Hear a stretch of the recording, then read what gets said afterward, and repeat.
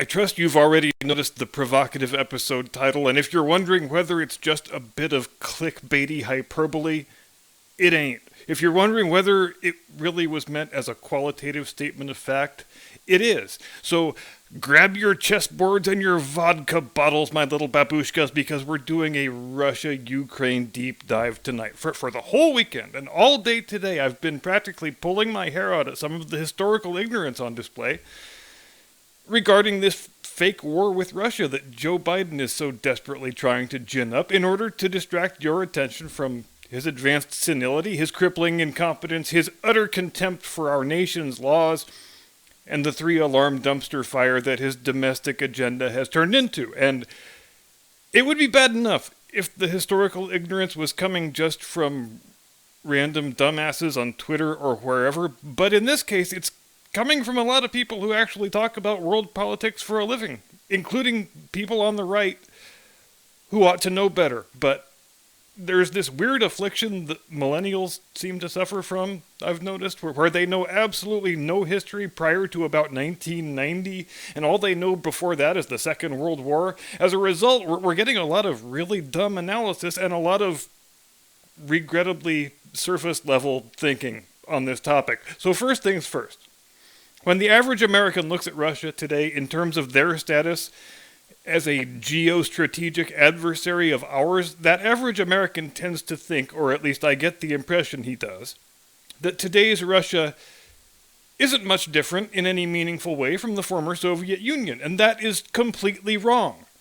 In terms of their economic output, Russia today is about half the size of California. As far as natural resources, they have decent reserves of oil and minerals, but the trouble is, nearly all of it is in freaking Siberia. So by the time you've sent people out into the vast snowy wastes to extract the resources from the ground, and you've built the massive amounts of infrastructure that are required to ship it the thousands of miles from Siberia to civilization, your operational expenses have eaten up so much of the value of the product, you wind up lucky to break even when you finally get it to where the customer is so you can sell it to him. Russia will never be a great power unto itself, primarily because their geography works against them, and not just when it comes to piping oil overland out of northern Siberia, but more on that in a minute. What Russia has always been, and will continue to be, is a second-rate power that wants the rest of the world to view it as a first-rate power. They first developed this mentality in the mid-18th century, so if it's the 18th century and you're a middling power out in the hinterlands of Europe, but you wish to increase your wealth and your political influence, and you want to have more of a say in the affairs of the continent, well, how do you accomplish that? Well, by building a grand naval fleet, and one that hopefully with time can be a worthy competitor for the Royal Navy and the French Navy and the Dutch Navy. But what the hell good is a grand naval fleet when your country has a grand total of 0 deep-water ports that are ice-free in the winter? The Russians today have 4 fleets, the same 4 fleets they had at the beginning of the 19th century. The Baltic Fleet, the Northern Fleet up in the Barents Sea, the Pacific Fleet out of Vladivostok, and the Black Sea Fleet.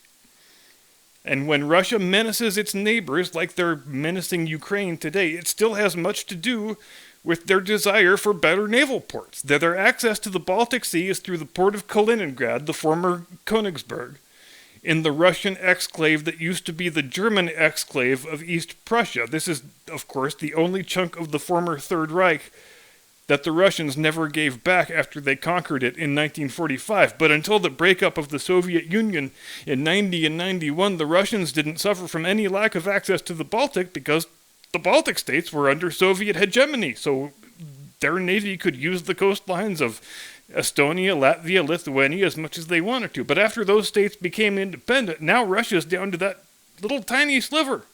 And Kaliningrad is their only port on the Baltic, and it's not always ice-free in the winter. And the belligerence toward Ukraine also has much to do with the Russian Navy wanting access to Ukraine's coastline.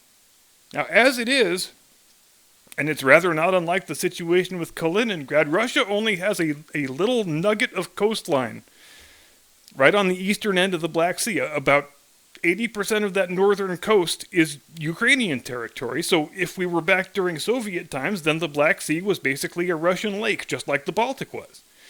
If you need to get your fleet into the Mediterranean, you can be there in a few hours if you're leaving from one of the ports in western Ukraine. But when the only port your navy has access to is all the way over on the northeastern edge of the Black Sea, well, then you've got to sail for 2 or 3 days just to get through the Bosporus into the Mediterranean. And the Black Sea Fleet is the only Russian naval force that can put its surface vessels to sea during the winter, so that 2 or 3 days sailing time can really make all the difference in the world operationally. And for about a third of the year, 3 of the 4 Russian fleets, they are frozen in their home ports, unable to conduct surface operations, which is a big part of the reason why they have traditionally directed so many of their resources toward their submarine fleet, because sailing under the ice is the only option they have for much of the year. So in summation, Russia's motivations are not difficult to figure out, and they're the same motivations they had 300 years ago. They want to be viewed as a major power, they want deep water navy ports that don't freeze over, and they enjoy trolling people in order to get what they want. Hell, the start of the First World War was largely down to Russian trolling, and maybe the third one will be too. Who knows? Jim Eagle, I am in mood for Soviet anthem tonight, yes?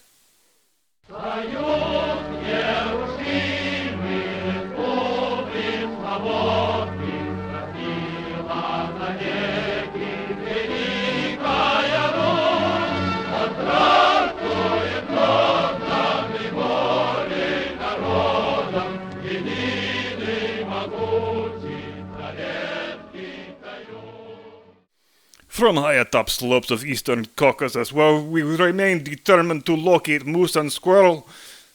Good evening, Mr. and Mrs. American Capitalist Pig Dog. Welcome to Gulag. I am host and political compliance officer. You may address me as Comrade Curmudgeon, but you will only speak when spoken to. And if you are thinking about engaging in any counter-revolutionary activities during broadcast, don't think I can't see you. Pussy Riot? They thought I couldn't see. Look what happened to those beaches. I want to spend a couple more minutes here emphasizing the extent to which Russia in the year 2022 is decidedly not the Soviet Union, any version of the Soviet Union, even the last few years when the whole rotten edifice was crumbling under the weight of its own awfulness. If you think of Russia today as a major power, that's because the Soviet Union used to be a major power. But the Soviet Union was only able to elevate itself to that status by economically co-opting most of Eastern and Central Europe. And even then, even when they had Poland and Romania and Hungary and half of Germany and Czechoslovakia, even with basically 2/3 of the continent under their grimy little boot heel, what was their high water mark in terms of competing with the United States in a superpower versus superpower dick measuring contest? They threw probably 1/4 to 1/3 of that combined economy into ICBMs and space exploration, which were basically the same thing. Because any launch vehicle you can put a warhead on, you can stick a space capsule on there with a guy inside of it, or a monkey, or a dog, as the case may be. No, I'm not going to make a joke about Tony Fauci's transgender monkeys, no matter how much I want to. And the Soviets then took the lead for a few years. They had the first satellite, the first man, the first woman, the first EVA, and so on. But that was all over by the middle of '64. We had passed them, taken the lead, pulling away. And let's just put this out there, because it's the truth. If the Cold War had gone hot, if there had been an exchange of nuclear armaments, there wouldn't have been any mutually assured destruction or any planetary extinction or any shit like that. There would have been us kicking the shit out of them, winning quickly and decisively because our engineering was better, our equipment was better, our training was better, our esprit de corps was better, our combat readiness was better, and our political system was and is better. And that is something that makes a difference in the field of human conflict. Because free men fight better than subjugated conscripts do.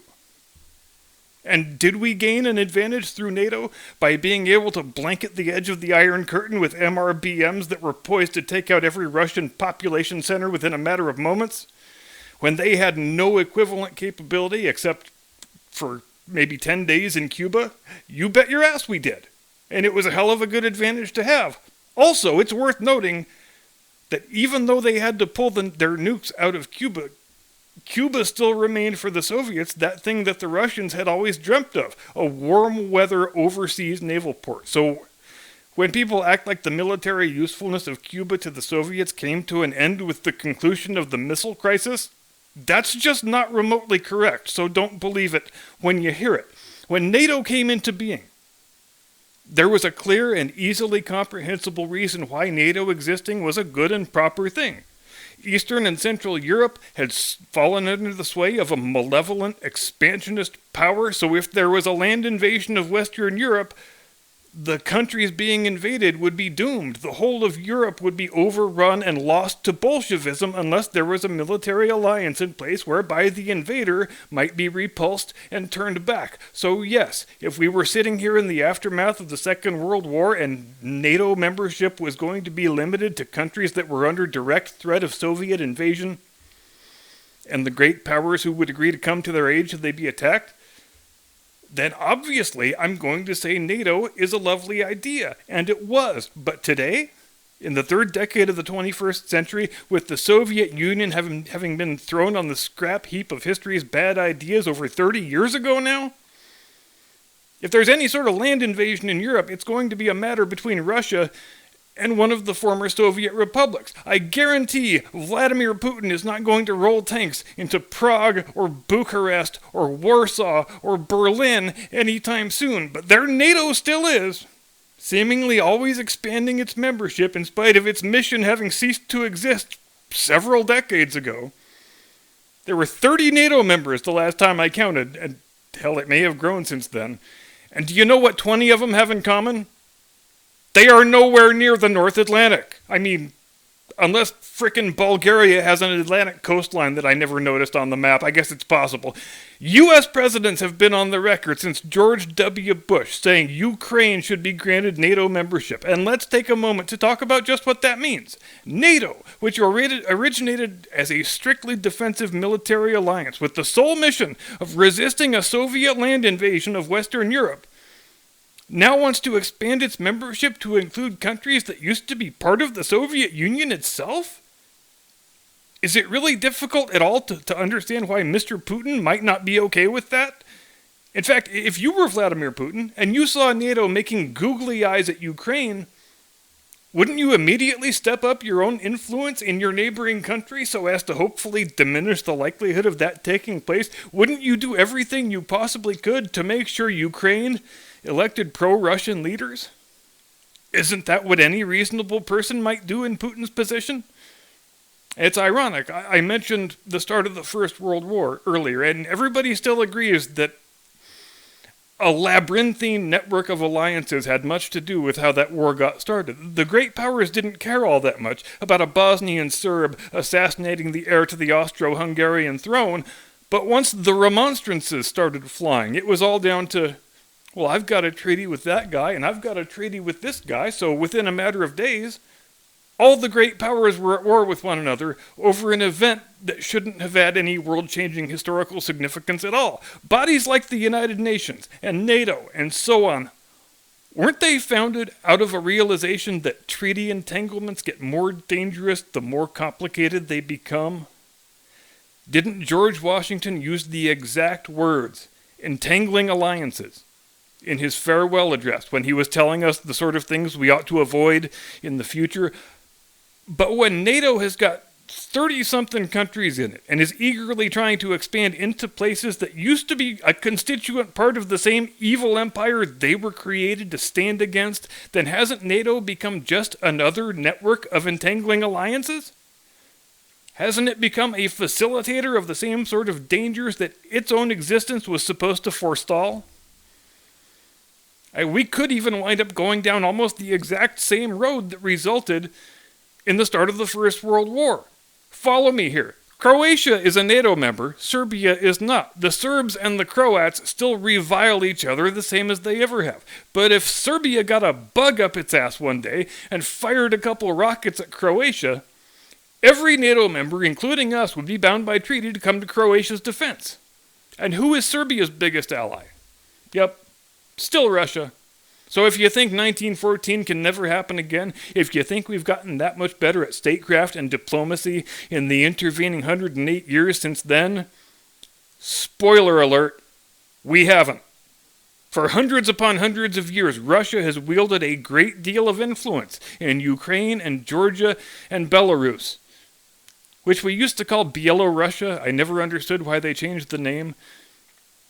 But there is no version of future history in which Eastern Ukraine will not still be full of ethnic Russians who view their nationality as Russian, who want pro-Russian leaders, and who vote accordingly. Our news media and our diplomatic establishment seem to always take the position that when pro-Russian candidates do well in Ukrainian elections, then it must be down to some sort of underhanded shenanigans on the part of Vladimir Putin. Which was also their explanation for how Donald Trump got elected, but I guess that's just a fun coincidence. And things are no different in Georgia and Belarus. In the areas of those countries that are contiguous to Russia, there is a lot of pro-Russian sentiment, and pro-Russian candidates do well in the elections. Removing the Russian influence from these places would be like trying to rid Canada of American influence. It's just not possible. It's laughable to even consider. But by all outward appearances, Joe Biden is very, very desirous that Russia invade Ukraine and that they do it just as soon as possible. He's evacuating embassy staff, moving naval task forces into the Mediterranean, all the things a president does when he is expecting trouble from some foreign malefactor. But you want to know what I think Biden's real endgame is here? I don't think he really wants to go to war over Ukraine. I think he just wants to create the impression that hostilities are imminent so that he can then pretend to negotiate a settlement and style himself as Joe Biden, master of global strategy, man of peace, legendary statesman. See, I'm not just a guy who poops on the Pope. He's pivoting really hard to foreign policy because, well, shit, look at what he's done to the country. And for a Democrat president, a pivot like this at the 1-year mark, from domestic to foreign policy, that's a tacit admission that your administration really has gone tits up in flames and you don't have any idea what to do about it. The general rule, as we know, is that Democrat presidents like to focus on domestic policy and Republican presidents prefer foreign policy and statesmanship. And Biden was no different. He's nothing if not a standard issue Democrat politician. So his whole platform was, I'm going to shut down the virus. We're going to build back better. We're going to trans the kids. We're going to rig the election. We're going to open up the border. We're going to hand out slavery reparations. We're going to wrap a chain around Corn Pop's head. We're going to beat Trump's ass out behind the tennis courts. And that's what we're going to do. Come on, man. I think we would be hard-pressed to find any mention of foreign policy in his inaugural address, at least in the parts that have been deciphered by the experts, the people whose job it is to translate Joe Biden's mutterings and mumblings into actual English words. And you know who I really feel bad for sometimes is the sign language interpreter. I fear we're going to see a live suicide on the air before too long. Sometimes they glance over at him just for a split second with this look that seems to say, God, I'm just not getting paid enough for this. I was much happier at the PBS station in Fargo, North Dakota. What the hell have I done with my life? All right, last item before we go. I need to issue a missing persons report. Has anybody seen the anti-war left? Does the anti-war left exist anymore? Because I seem to remember about 19 years ago, the last time a president was about to launch a foreign military adventure on dubious pretenses, there were millions of anti-war leftists marching for peace in the streets of every big city. And they were right. They were absolutely right about that war. It was built on bad intelligence and bad intention. It was launched as a money-making exercise for the military-industrial complex. So you would think the anti-war left, having been proven so spectacularly correct the last time out, would be an even greater force to stop this potential war, which can confer no possible benefit on any U.S. citizen, which is plainly and obviously being cooked up to distract from the domestic policy failures of a flailing president. And you know who else we never hear from? Medical privacy activists. They all disappeared into the ether too. Maybe they and the anti-war left are hiding out together. Waiting for the Kung Flu to boil over. Alright, that's it. That's all I've got for tonight. I wanted to talk about the comparison between Taiwan and Ukraine, why they are different things that should be treated differently, why we're obliged to fight for the former and not for the latter. I heard a few people making the comparison today, and they got it all wrong, so let's save that for the Wednesday opening segment. Thanks very much for watching. Have a pleasant tomorrow. I will see you next time. Do not comply. Get off my lawn.